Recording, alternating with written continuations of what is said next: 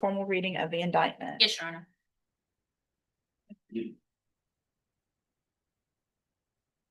Ms. Kirkwood, in cause number 25 DCCR 0190, you're charged with the state jail felony offense of unauthorized use of a vehicle from January 8th of 2025. And how do you plead to that charge? Welcome to a courtroom where every second counts and every decision can change a life forever. Today's hearing opens with serious felony charges, plea discussions, and life-altering probation deals being put on the table. From unauthorized vehicle use to promotion of prostitution and aggravated assault allegations, the courtroom is packed with tension, legal strategy, and emotional weight.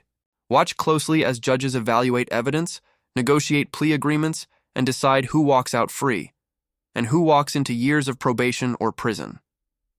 The question is simple. Is justice being served fairly, or is the system balancing too many conflicting realities at once?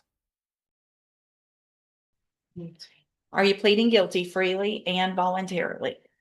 Speak up, please. And are you pleading guilty because you actually did what they've charged you with? I have here on the tablet some documents that have your signature on them that the state has marked as exhibit number 1. Before you signed these, did you go over them with Ms. Holmes? Yes. Do you fully understand them? Yes. And do you understand, if I follow the agreement that you've made with the district attorney, that you'll be waiving or giving up any right to appeal? Yes. And it looks like the agreement that you've reached is for a 4-year deferred probation. There would be a $500 fine, and you would be required to follow all of the rules and conditions of probation. Is that your understanding? Yes. Also, do you understand, if you're not a U.S. citizen, that a plea of guilty or no contest may result in your deportation, exclusion from admission to the country, or denial of naturalization under federal law? State tenders number 1. No objection. It's admitted. Is there any evidence that Ms. Kirkwood is not competent? No, Your Honor. Any history or any reason not to waive that pre-sentence report since it's in state jail? All right, then, Ms. Kirkwood, I'm going to waive the pre-sentence report. I'm going to find that you entered your plea of guilty freely and voluntarily. Find that you're mentally competent, understand the nature and the consequences of your plea. Find sufficient evidence to find you guilty. However, I'm going to follow that agreement you made and defer all proceedings and place you on probation for 4 years. You're ordered to pay the $500 fine and to follow all of the rules and conditions of probation. If you do that, this is an excellent opportunity because you don't have a felony conviction on your record. And at the end of that probation period, if you successfully complete it, the case is actually dismissed and you'll never have a felony conviction. The other side of that is if you violate any condition of your probation, you could be brought back into court, found guilty. So you would have the felony conviction and you could be sent to the state jail for up to 2 years. Do you understand? I'm going to hand you the trial court certification that shows this was an agreement that I followed. And so you've waived your right to appeal.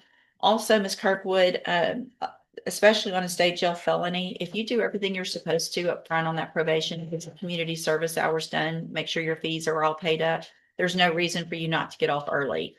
So it'll be up to you. You have to do it all right, but there's no reason for you to even have to do that whole 4 years if you get everything taken care of early, okay? You need to have a seat here in the courtroom. Probation's going to call you up to her desk when she's ready to go over your paperwork. She's at that desk right over there.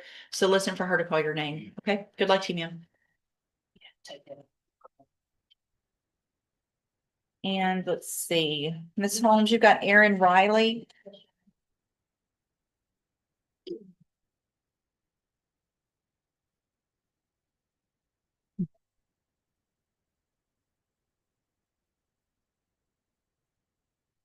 Good morning. Are you Aaron Riley? Yes, ma'am. And this is 25 DCCR 1194. Ms. Riley's charged of assault of hospital personnel. And what is the announcement? Your Honor, if we could have a little bit more time. Ms. Riley did provide me some documentation regarding her mental health status. Okay. This revolved around, that's why she was at the Sure. hospital that day, and I provided that documentation to the prosecutor. So we get some time to review that. Sure. Any issues? All right, I'll just do a normal reset. Ms. Riley, make sure you stay in touch with Ms. Holmes and she'll let you know what she discusses with Mr. Smith and then when your next date is, okay? Okay. You're free to go. And then Ms. Holmes, you've got Kaylin Thornton Yes, ma'am. sentencing.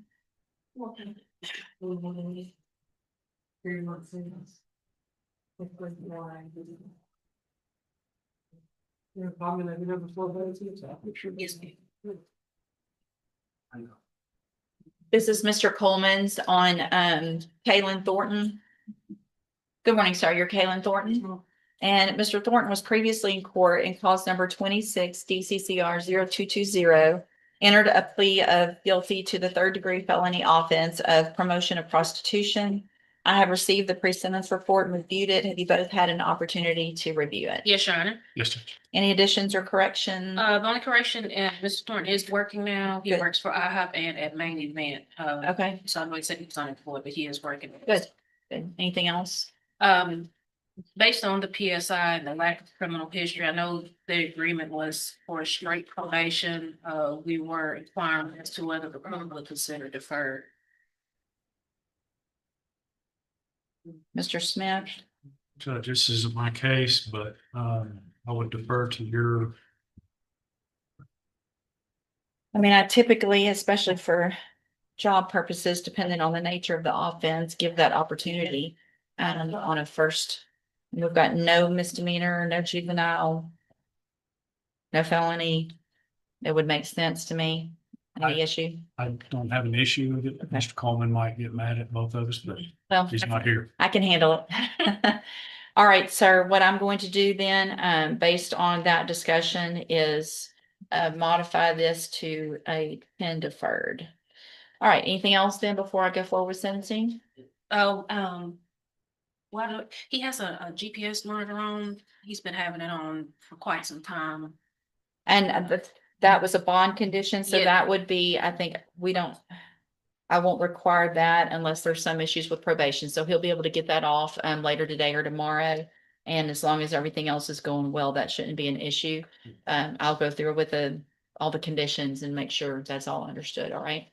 Okay, so Mr. Thornton, I'm going to find that you previously entered your plea of guilty freely and voluntarily. Find sufficient evidence to find you guilty. However, I'm going to defer all proceedings and place you on probation for a period of 10 years. There's Mr. Coleman.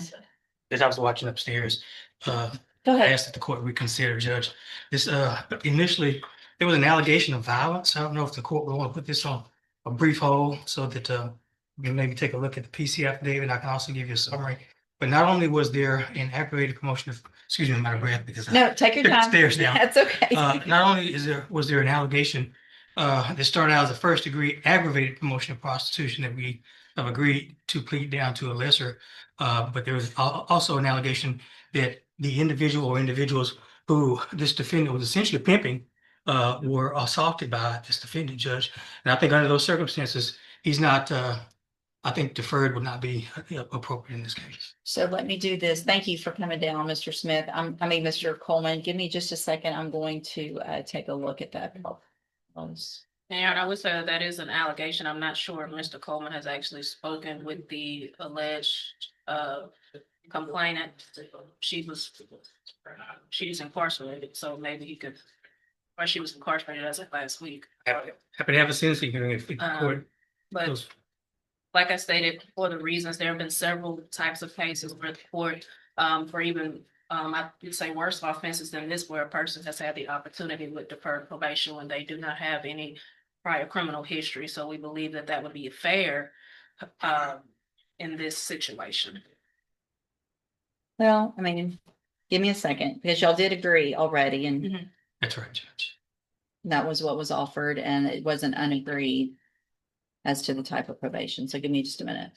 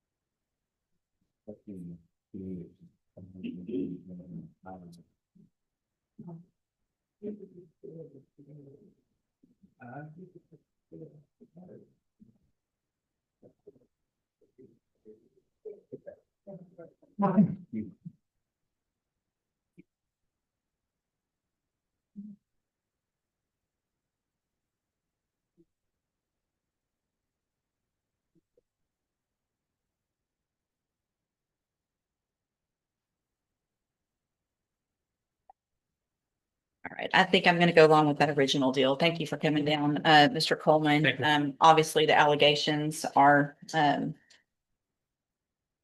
very serious. So, let me go back and do this. Mr. Thornton, you made an agreement, for that 10-year term, and that's what we're gonna go along with. And so I am again going to find sufficient evidence to find you guilty. I am at this time, in accordance with your agreement, going to find you guilty of promotion of prostitution.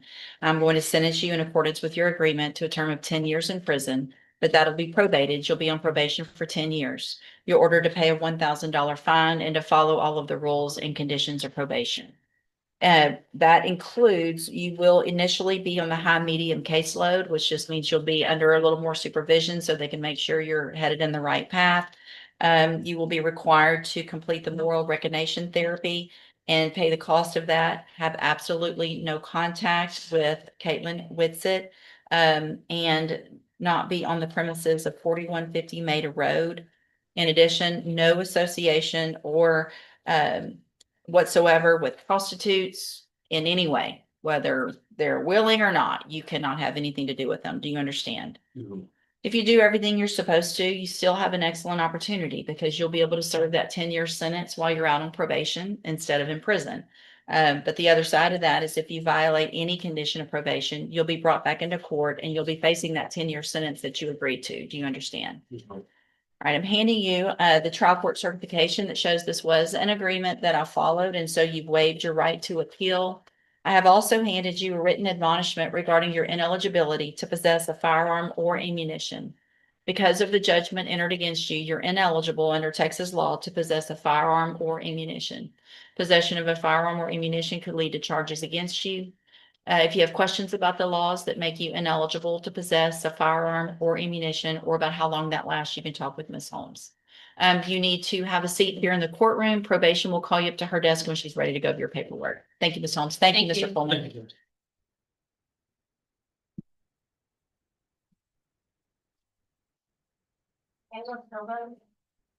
Mr. Eckhart on Marshall Chance.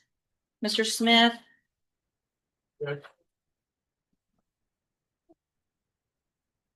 I think I still got it up here.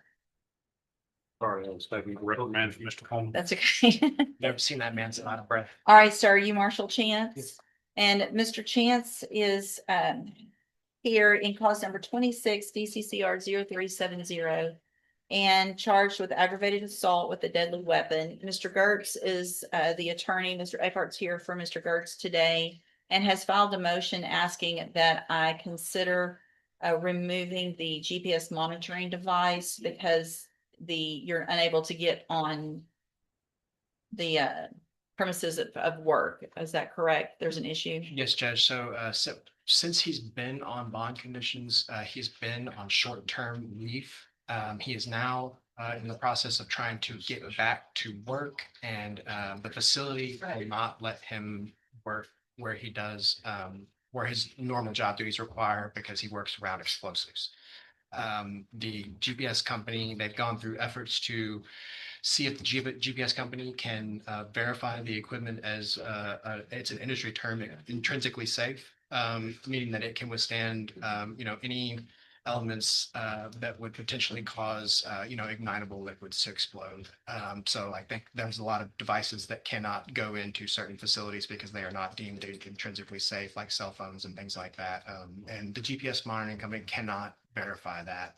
So we're kind of at an impasse where he's either going to lose his job or we're going to have to figure out another way to monitor him. All right, and just for the record, I am taking judicial notice of the court's file, review the probable cause affidavit as well, and that underlying offense. Mr. Smith, what's the state's position? I don't, and I understand where they're coming from, and I guess I don't have much of a position. And Judge, just for the Person to lose their job. right, just for the court's Well, I mean, I would too. However, there's obviously the allegations are very serious. Has there been any issue that you know of? Have you heard from the complaining witness? Not that I've heard from, and not that I know of, Judge. So here's what I want to do. I would like for you to get in touch with her prior to me ruling on this. And what I can do is we don't necessarily, if there's no issues with her and any contact, put it in an email between myself and you and Mr. Gertz, and I can make a ruling without having to come back to court, and I can do that a little quicker since we don't have a docket next Monday.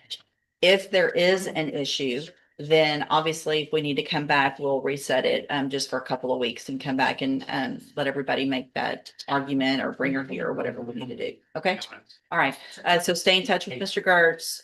He'll be getting an email and we'll figure that out if there's any issues, and then I'll make a will for that. Okay. Thank you, Judge. Yes, sir.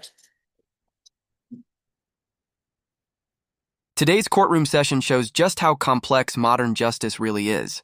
From deferred probation agreements in a vehicle theft case to mental health considerations in an assault charge, and finally a major decision involving promotion of prostitution with long-term probation conditions. Each ruling reflects how judges must balance law, evidence, intent, and public safety. In one case, a defendant gets a chance at a clean record through compliance, while in another, strict long-term supervision is imposed with serious restrictions and consequences for violation. These cases highlight a key question for viewers. Does probation truly rehabilitate, or does it simply delay punishment? If you found this case as shocking as we did, make sure to hit that like button, share your thoughts in the comments, and don't forget to subscribe for more jaw-dropping courtroom breakdowns.